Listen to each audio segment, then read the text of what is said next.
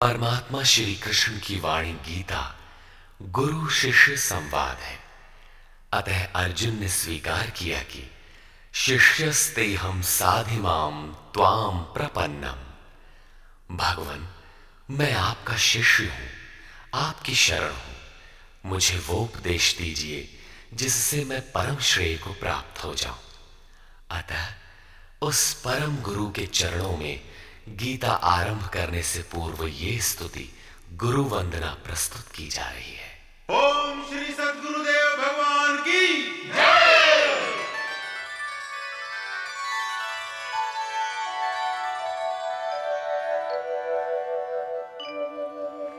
जय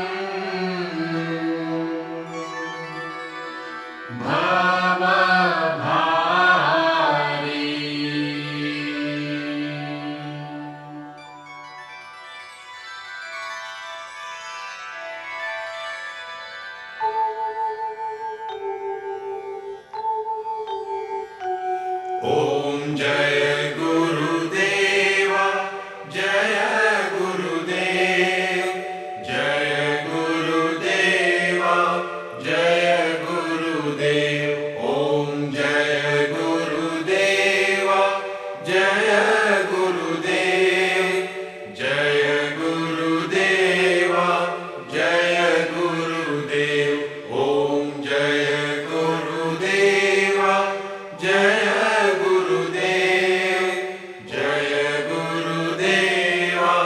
जय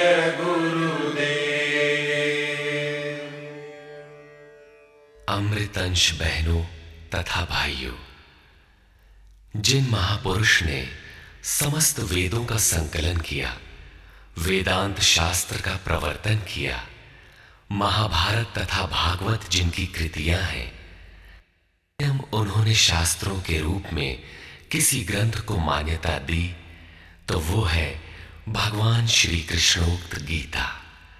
तरह तरह की पूजा पद्धतियां, परस्पर विरोधी संगठन धर्म के नाम पर प्रचलित हैं, जबकि धर्म का लक्ष्य है एक परमात्मा की शोध। कल्याण स्वरूप वो परमात्मा एक है, उसे प्राप्त करने की निश्चित क्रिया का पालन धर्म है। जब परमात्मा एक है, उसे प्राप्त करने की क्रिया एक है, तो बहुत से पंथ क्यों? इसके समाधान के लिए प्रस्तुत है यथार्थ गीता का भावांश, ये गीता कैसेट। धर्म के सरल स्वरूप और उसकी प्राप्ति हेतु निर्धारित क्रिया का क्रमबद्ध तथा पूर्ण विवरण योगेश्वर श्री कृष्णोक्त गीता है। विश्व के प्रत्येक महापुरुष ने जो कुछ भी साधन बताया है, वो सब का सब तथा अनेक गोपनीय स्थितियों का स्पष्टीकरण अकेले गीता में है। इसलिए संपूर्ण मानव जाति के कल्याण का अतर्क शास्त्र गीता है। महाभारत में संकेत है कि जब कौरवों और पांडवों की सेनाएं आमने सामने खड़ी हो गईं, तो संपूर्ण निशांतर कौरवों में प्रवेश कर गए और सभी देवता पांडवों में। इस कथन से महर्षि व्यास ने स्पष्ट कर दिया कि गीता के सभी पात्र देवता या असुर हैं तथा प्रतीकात्मक हैं। प्रत्येक मनुष्य के अंतःकरण में दैवी और आसुरी दो प्रकृतियां अनादिकाल से हैं। दैवी शक्तियों के सहयोग से जब मनुष्य अपने आत्म स्वरूप की ओर अग्रसर होता है, तो काम, क्रोध, राग, द्वेष इत्यादि आसुरी वृत्तियां बाधा के रूप में आक्रमण करती हैं। उनका पार पाना ही वास्तविक युद्ध है। अर्जुन श्रेय के लिए विकल था। उसकी दृष्टि में श्रेय का उपाय था कुल धर्म, पिंडोदक क्रिया, वर्ण संकर से बचाव, कुल क्षय से बचने के लिए युद्ध न करना इत्यादि। मात्र इतनी सी शंका के समाधान हेतु भगवान को उसे 18 अध्याय गीता समझानी पड़ी। अंत में पूछा कि क्या तेरा मोह नष्ट हुआ? अर्जुन ने स्वीकार किया कि भगवान, मेरा मोह नष्ट हो गया और अब मैं वैसा ही करूंगा जैसा भगवान ने उपदेश दिया है। वस्तुतः ये केवल अर्जुन की शंका नहीं थी, बल्कि मानव मात्र की शंका है कि श्रेय क्या है, उसे कैसे प्राप्त करें। इसलिए स्त्री पुरुष, आबाल वृद्ध, मानव मात्र के लिए गीता के 18वें अध्याय का अनुशीलन एवं नियमित पाठ नितांत आवश्यक है, जिससे ब्रह्म विधि की स्मृति सृजित रहे तथा बच्चों में भी इन कल्याणकारी संस्कारों का सृजन हो सके। इस गीता ज्ञान के बिना कोई भी मनुष्य उस ईश्वर के पथ पर नहीं चल सकता। अक्षय सुख, शाश्वत शांति, लोक में समृद्धि तथा मूल शंका समाधान हेतु इन कैसेटों का संकलन किया गया है। इसके नियमित श्रवण से संपूर्ण परिवार तथा स्वजन समुदाय को सुसंस्कृत करें। संसार में कहीं भी मनुष्य हो, उसके लिए गीता सदैव अमृत वाहिनी है। गीता आपका शास्त्र है। गौरव का विषय है कि 5000 वर्ष से भी अधिक अंतराल के बाद श्री कृष्ण का यथार्थ गायन आपके सम्मुख है। जन्म जन्मांतर की रूढ़ियों से ग्रस्त मस्तिष्क को स्वच्छ कर चिंतन के प्रशस्त पथ पर चलने के लिए इन कैसेटों का प्रसारण प्रातः अवश्य करें।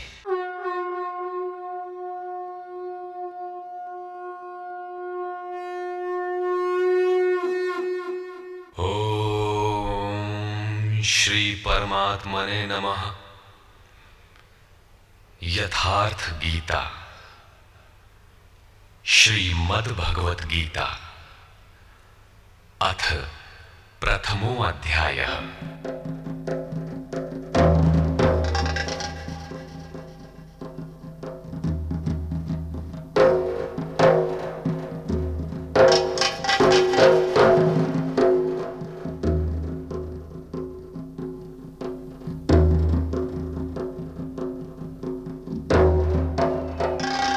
धृतराष्ट्र उवाच।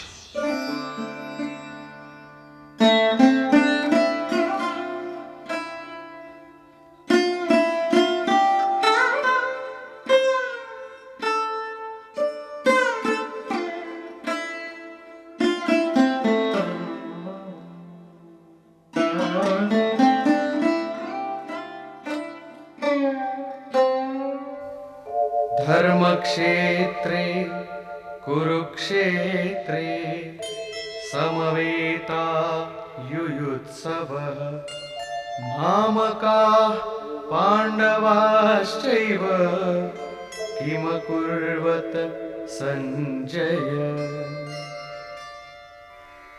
धृतराष्ट्र ने पूछा, हे संजय, धर्म क्षेत्र कुरुक्षेत्र में एकत्र युद्ध की इच्छा वाले मेरे और पांडु के पुत्रों ने क्या किया? अज्ञान रूपी धृतराष्ट्र और संयम रूपी संजय। अज्ञान मन के अंतराल में रहता है। अज्ञान से आवृत मन धृतराष्ट्र जन्मांध है, किंतु संयम रूपी संजय के माध्यम से यह देखता है, सुनता है। वो समझता है कि परमात्मा ही सत्य है। फिर भी जब तक इससे उत्पन्न मोह रूपी दुर्योधन जीवित है, इसकी दृष्टि सदैव कौरवों पर रहती है, विकारों पर ही रहती है। धर्म एक क्षेत्र है। जब हृदय देश में दैवी संपत्ति का बाहुल्य होता है, तो यह शरीर धर्म क्षेत्र बन जाता है, और जब इसमें आसुरी संपत्ति का बाहुल्य होता है, तो यह शरीर कुरुक्षेत्र बन जाता है। कुरु अर्थात करो। ये शब्द आदेशात्मक है। भगवान श्री कृष्ण कहते हैं, प्रकृति से उत्पन्न तीनों गुणों द्वारा परवश होकर मनुष्य कर्म करता है। वो क्षण मात्र भी कर्म किए बिना नहीं रह सकता। गुण उससे करा लेते हैं। तीनों गुण मनुष्य को देवता से कीट पर्यंत शरीरों में ही बांधते हैं। जब तक प्रकृति और प्रकृति से उत्पन्न गुण जीवित हैं, तब तक कुरु लगा रहेगा। अतः जन्म मृत्यु वाला क्षेत्र, विकारों वाला क्षेत्र कुरुक्षेत्र है, और परम धर्म परमात्मा में प्रवेश दिलाने वाली पुण्यमयी प्रवृत्तियों का क्षेत्र धर्म क्षेत्र है। पुरातत्वविद पंजाब में काशी प्रयाग के मध्य तथा अनेकानेक स्थलों पर कुरुक्षेत्र की शोध में लगे हैं, किंतु गीताकार ने स्वयं बताया है कि जिस क्षेत्र में यह युद्ध हुआ वो कहां है। इदं शरीरम कौन्तेय क्षेत्र मित्य भिधीयते। अर्जुन, ये शरीर ही क्षेत्र है और जो इसको जानता है, इसका पार पा लेता है, वो क्षेत्रज्ञ है। आगे इन्होंने क्षेत्र का विस्तार बताया, जिसमें 10 इंद्रियां, मन, बुद्धि, अहंकार, 5 विकार और 3 गुणों का वर्णन है। शरीर ही क्षेत्र है, एक अखाड़ा है। इसमें लड़ने वाली प्रवृत्तियां 2 हैं, दैवी संपद और आसुरी संपद। पांडु की संतान और धृतराष्ट्र की संतान सजातीय और विजातीय प्रवृत्तियां। अनुभवी महापुरुष की शरण जाने पर इन दोनों प्रवृत्तियों में संघर्ष का सूत्रपात होता है। ये क्षेत्र क्षेत्रज्ञ का संघर्ष है और यही वास्तविक युद्ध है। विश्व युद्धों से इतिहास भरा पड़ा है, किंतु उनमें जीतने वालों को भी शाश्वत विजय नहीं मिलती। ये तो आपसी बदले हैं। प्रकृति का सर्वथा शमन करके प्रकृति से परे की सत्ता का दिग्दर्शन करना और उसमें प्रवेश पाना ही वास्तविक विजय है। यही एक ऐसी विजय है जिसके पीछे हार नहीं है। यही मुक्ति है जिसके पीछे जन्म मृत्यु का बंधन नहीं है। इस प्रकार अज्ञान से आच्छादित प्रत्येक मन संयम के द्वारा जानता है कि क्षेत्र क्षेत्रज्ञ के युद्ध में क्या हुआ। अब जैसा जिसके संयम का उत्थान है, वैसे वैसे उसे दृष्टि आती जाएगी। संजय उवाच।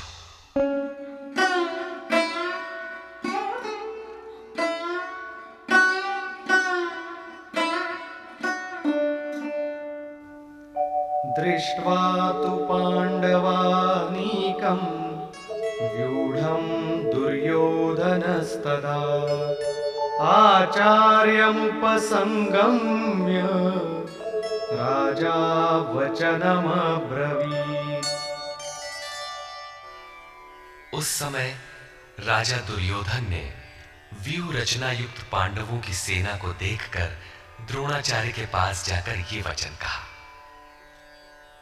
द्वैत के आचरण ही द्रोणाचार्य हैं। जब जानकारी हो जाती है कि हम परमात्मा से अलग हो गए हैं, वहां उसकी प्राप्ति के लिए तड़प पैदा हो जाती है।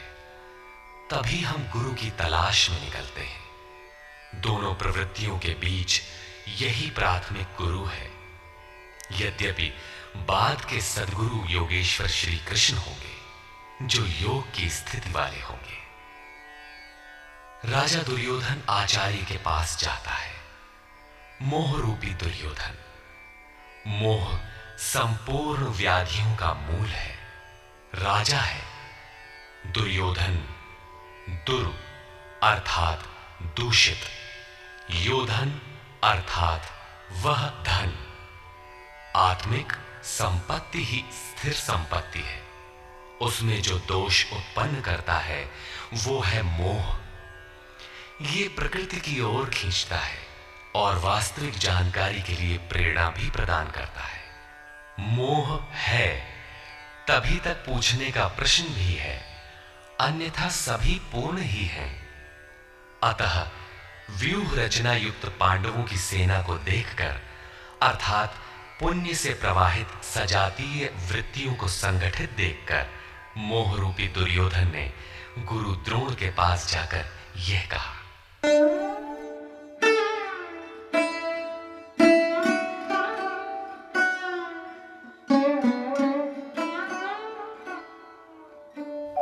पश्यैतां पाण्डुपुत्राणाम् आचार्य महतीं चमू व्यूढां द्रुपदपुत्रेण तव शिष्येण धीमता। हे आचार्य, आपके बुद्धिमान शिष्य द्रुपद पुत्र धृष्टद्युम्न द्वारा व्यूहाकार खड़ी की हुई पांडु पुत्रों की इस भारी सेना को देखिए। शाश्वत अचल पद में आस्था रखने वाला दृढ़ मन ही धृष्टद्युम्न है। यही पुण्यमयी प्रवृत्तियों का नायक है। साधन कठिन न मन कर टेका। साधन कठिन नहीं, मन की दृढ़ता कठिन होनी चाहिए। अब देखें सेना का विस्तार।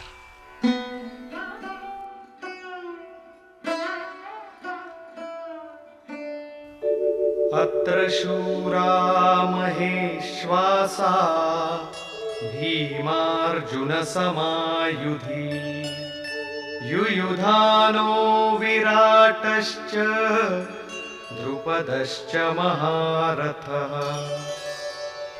इस सेना में महेश्वासा, महान ईश में वास दिलाने वाले भाव रूपी भीम, अनुराग रूपी अर्जुन के समान बहुत से शूरवीर, जैसे सात्विकता रूपी सात्यकी, विराटः, सर्वत्र ईश्वरी प्रवाह की धारणा, महारथी राजा द्रुपद अर्थात अचल स्थिति, तथा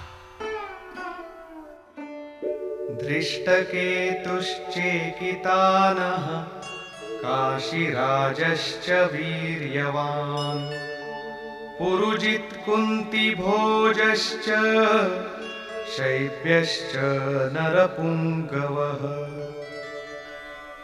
धृष्टकेतुः दृढ़ कर्तव्य, चेकितानः जहां भी जाए वहां से चित्त को खींचकर इष्ट में स्थिर करना, काशीराजः काया रूपी काशी में ही वो साम्राज्य है, पुरजित स्थूल सूक्ष्म और कारण शरीरों पर विजय दिलाने वाला पुरुजित, कुंती भोजः कर्तव्य से भव पर विजय, नरों में श्रेष्ठ शैव्य अर्थात सत्य व्यवहार।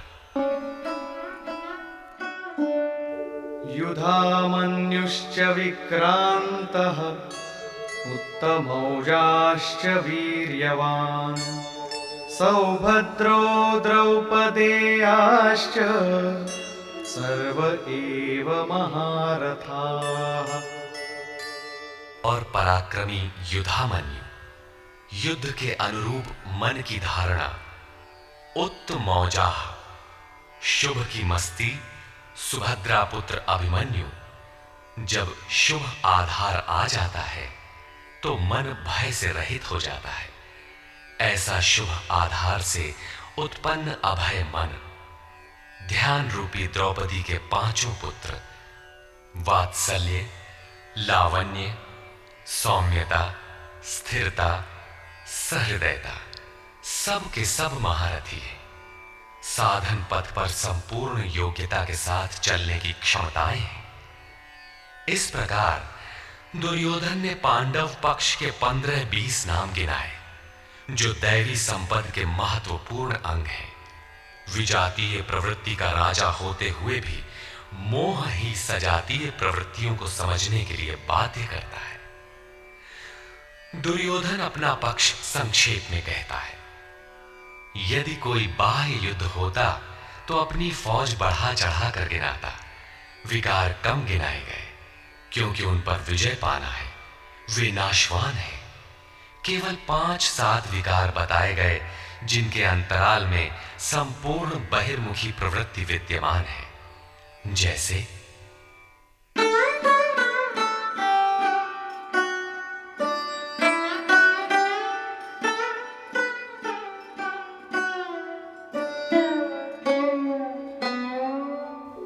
अस्माकं तु विशिष्टाये तान्निबोध द्विजोत्तम नायका मम सैन्यस्य संज्ञार्थं तान् ब्रवीमि ते।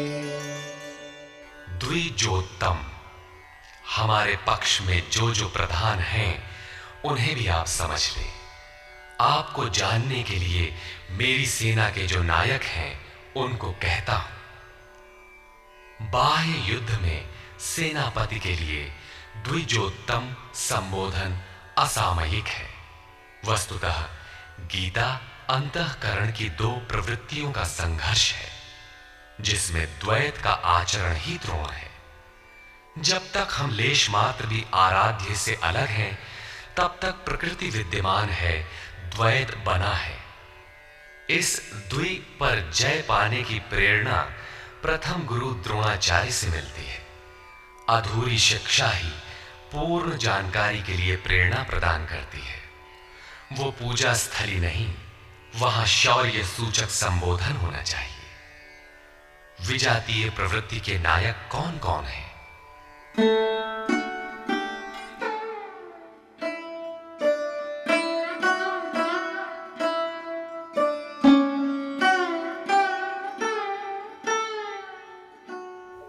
भवान् भीष्मश्च कर्णश्च कृपश्च समितिञ्जयः अश्वत्थामा विकर्णश्च सौमदत्तिस्तथैव च। एक तो स्वयं आप द्वैत के आचरण रूपी द्रोणाचार्य हैं। भ्रम रूपी पितामह भीष्म है। भ्रम इन विकारों का उद्गम है, अंत तक जीवित रहता है, इसलिए पितामह है। समूची सेना मर गई, ये जीवित था। शरशैया पर अचेत था, फिर भी जीवित था। ये है भ्रम रूपी भीष्म। भ्रम अंत तक रहता है। इसी प्रकार विजातीय कर्म रूपी कर्ण तथा संग्राम विजयी कृपाचार्य है। साधनावस्था में साधक द्वारा कृपा का आचरण ही कृपाचार्य है। भगवान कृपाधाम है और प्राप्ति के पश्चात संत का भी वही स्वरूप है। किंतु साधन काल में जब तक हम अलग हैं, परमात्मा अलग है। विजातीय प्रवृत्ति जीवित है, मोहमयी घिराव है। ऐसी परिस्थिति में साधक यदि कृपा का आचरण करता है तो वो नष्ट हो जाता है। सीता ने दया की तो कुछ काल लंका में प्रायश्चित करना पड़ा। विश्वामित्र दयार्द्र हुए, पतित होना पड़ा। योग सूत्रकार महर्षि पतंजलि भी यही कहते हैं, ते समाधा वुपसर्गा व्युत्थाने सिद्धयः। व्युत्थान काल में सिद्धियां प्रकट होती हैं, वे वास्तव में सिद्धियां हैं, किंतु कैवल्य प्राप्ति के लिए उतनी ही बड़ी विघ्न हैं जितने काम, क्रोध, लोभ, मोह इत्यादि। गोस्वामी तुलसीदास का भी यही निर्णय है। माया अनेक विघ्न करती है, रिद्धियां प्रदान करती है, यहां तक कि सिद्ध बना देती है। ऐसी अवस्था वाला साधक बगल से निकल भर जाए, मरणासन रोगी भी जी उठेगा। वो भले ठीक हो जाए, किंतु साधक उसे अपनी देन मान बैठे तो नष्ट हो जाएगा। एक रोगी के स्थान पर हजारों रोगी घेर लेंगे। भजन चिंतन का क्रम अवरुद्ध हो जाएगा और उधर बहकते बहकते प्रकृति का बाहुल्य हो जाएगा। यदि लक्ष्य दूर है और साधक कृपा करता है तो कृपा का अकेला आचरण ही समितिंजय समूची सेना को जीत लेगा। इसलिए साधक को पूर्ति पर्यंत इससे सतर्क रहना चाहिए। दया बिनु संत कसाई, दया करी तो आफत आई। लेकिन अधूरी अवस्था में यह विजातीय प्रवृत्ति का दुर्धर्ष योद्धा है। इसी प्रकार आसक्ति रूपी अश्वत्थामा, विकल्प रूपी विकर्ण और भ्रममयी श्वास ही भूरिश्रवा है। ये सभी बहिर्मुखी प्रवाह के नायक हैं।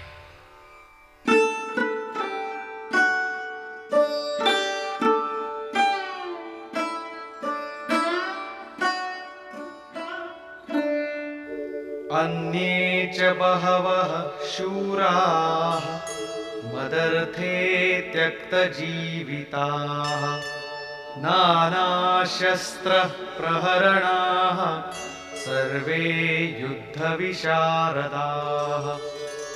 और भी बहुत से शूरवीर अनेक शस्त्रों से युक्त मेरे लिए जीवन की आशा को त्याग कर युद्ध में डटे हैं। सभी मेरे लिए प्राण त्यागने वाले हैं, किंतु उनकी कोई ठोस गणना नहीं है। अब कौन सी सेना किन भावों द्वारा सुरक्षित है, इस पर कहते हैं, अपर्याप्तं तदस्माकं बलं भीष्माभिरक्षितं पर्याप्तं त्विदमेतेषां बलं भीमाभिरक्षितम्। भीष्म द्वारा रक्षित हमारी सेना सब प्रकार से अजेय है और भीम द्वारा रक्षित इन लोगों की सेना जीतने में सुगम है। पर्याप्त और अपर्याप्त जैसे श्लिष्ट शब्द का प्रयोग दुर्योधन की आशंका को व्यक्त करता है। अतः देखना है कि भीष्म कौन सी सत्ता है जिस पर कौरव निर्भर करते हैं तथा भीम कौन सी सत्ता है जिस पर दैवी संपद संपूर्ण पांडव निर्भर है। दुर्योधन अपनी व्यवस्था देता है कि अयनेषु च सर्वेषु यथा भागमवस्थिताः भीष्ममेवाभिरक्षन्तु भवन्तः सर्व एव हि। इसलिए सब मोर्चों पर अपनी अपनी जगह स्थित रहते हुए आप लोग सब के सब भीष्म की ही सब ओर से रक्षा करें। यदि भीष्म है तो हम अजेय हैं, इसलिए आप पांडवों से न लड़कर केवल भीष्म की ही रक्षा करें। कैसा योद्धा है भीष्म जो स्वयं अपनी रक्षा नहीं कर पा रहा है, कौरवों को उसकी रक्षा व्यवस्था करनी पड़ रही है। यह कोई बाह्य योद्धा नहीं, ब्रह्म ही भीष्म है। जब तक ब्रह्म जीवित है तब तक विजातीय प्रवृत्तियां कौरव अजेय है। अजेय का यह अर्थ नहीं कि जिसे जीता ही ना जा सके, बल्कि अजेय का अर्थ दुर्जय है, जिसे कठिनाई से जीता जा सकता हो। महा अजय संसार रिपु जीति सकई सो वीर। यदि भ्रम समाप्त हो जाए तो अविद्या अस्तित्वहीन हो जाए। मोह इत्यादि जो आंशिक रूप से बचे भी हैं, शीघ्र ही समाप्त हो जाएंगे। भीष्म की इच्छा मृत्यु थी, इच्छा ही भ्रम है। इच्छा का अंत और भ्रम का मिटना एक ही बात है। इसी को संत कबीर ने सरलता से कहा, इच्छा काया इच्छा माया इच्छा जग उपजाया। कह कबीर जे इच्छा विवर्जित ताका पार न पाया। जहां भ्रम नहीं होता वो अपार और अव्यक्त है। इस शरीर के जन्म का कारण इच्छा है, इच्छा ही माया है और इच्छा ही जगत की उत्पत्ति का कारण है। सो कामयत तदैक्षत बहुस्याम प्रजायेय इति। कबीर कहते हैं, जो इच्छाओं से सर्वथा रहित हैं, तिनका पार न पाया। वे अपार अनंत असीम तत्व में प्रवेश पा जाते हैं।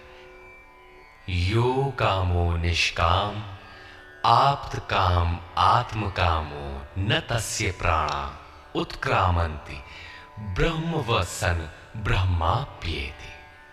जो कामनाओं से रहित आत्मा में स्थिर आत्म स्वरूप है, उसका कभी पतन नहीं होता। वो ब्रह्म के साथ एक हो जाता है। आरंभ में इच्छाएं अनंत होती हैं और अंततो गत्वा परमात्म प्राप्ति की इच्छा शेष रहती है। जब ये इच्छा भी पूरी हो जाती है तब इच्छा भी मिट जाती है। यदि उससे भी बड़ी कोई वस्तु होती तो आप उसकी इच्छा अवश्य करते।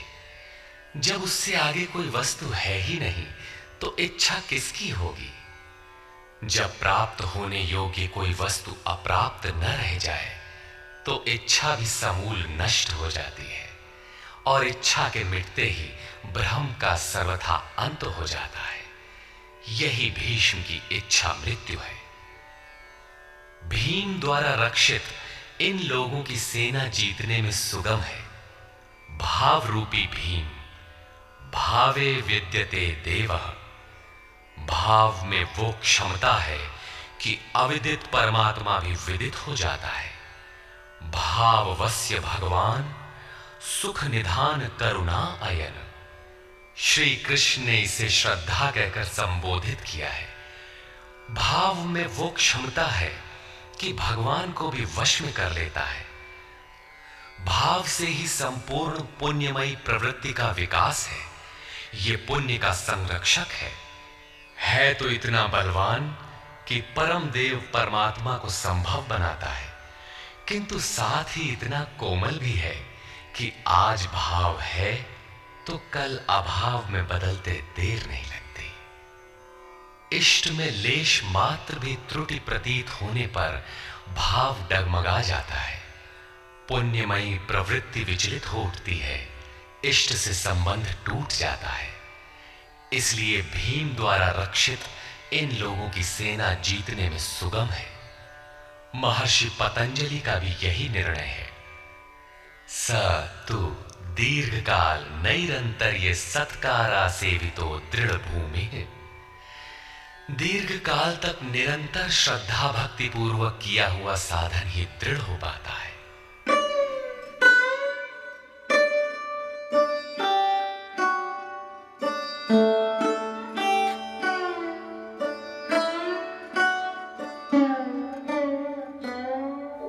तस्य संजनयन् हर्षं कुरु वृद्धः पितामहः। सिंहनादं विनद्योच्चैः शंखं दद्मौ प्रतापवान्। इस प्रकार अपने बलाबल का निर्णय लेकर शंख ध्वनि हुई।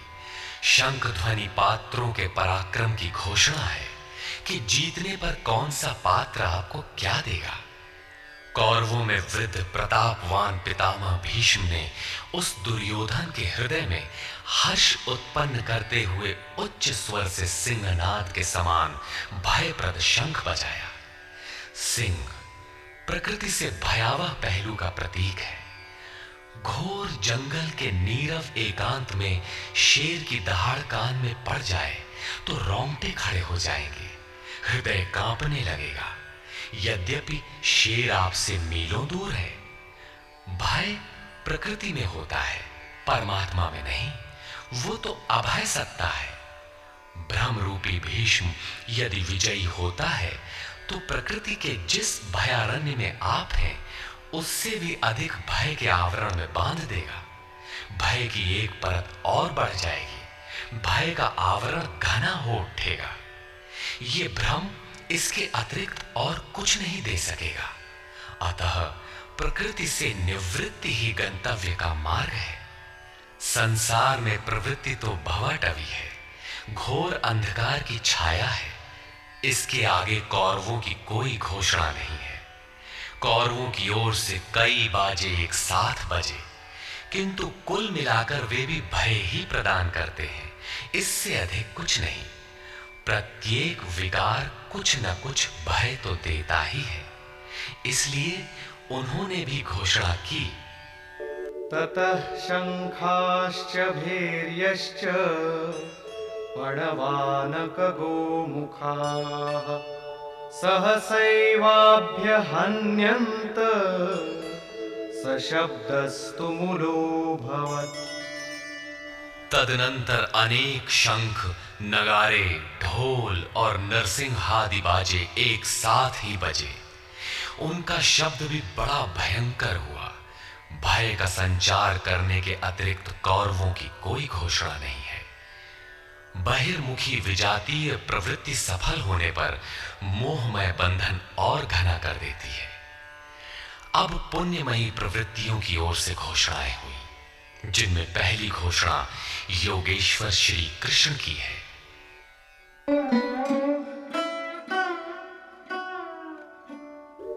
ततः श्वेतैर्हयैर्युक्ते महती स्यन्दने स्थितौ माधवः पाण्डवश्चैव दिव्यौ शंखौ प्रदध्मतु। इसके उपरांत श्वेत घोड़ों से युक्त, जिनमें लेश मात्र कालिमा दोष नहीं है। श्वेत सात्विक निर्मलता का प्रतीक है। महति स्यंदने, महान रथ पर बैठे हुए योगेश्वर श्री कृष्ण और अर्जुन ने भी अलौकिक शंख बजाए। अलौकिक का अर्थ है लोकों से परे। मृत्युलोक, देवलोक, ब्रह्मलोक, जहां तक जन्म मरण का भय है, उन समस्त लोकों से परे पारलौकिक, पारमार्थिक स्थिति प्रदान करने की घोषणा योगेश्वर श्री कृष्ण की है। सोने चांदी काठ का रथ नहीं, रथ अलौकिक, शंख अलौकिक, अतः घोषणा भी अलौकिक ही है। लोकों से परे एकमात्र ब्रह्म है, सीधा उससे संपर्क स्थापित कराने की घोषणा है। वे कैसे ये स्थिति प्रदान करेंगे?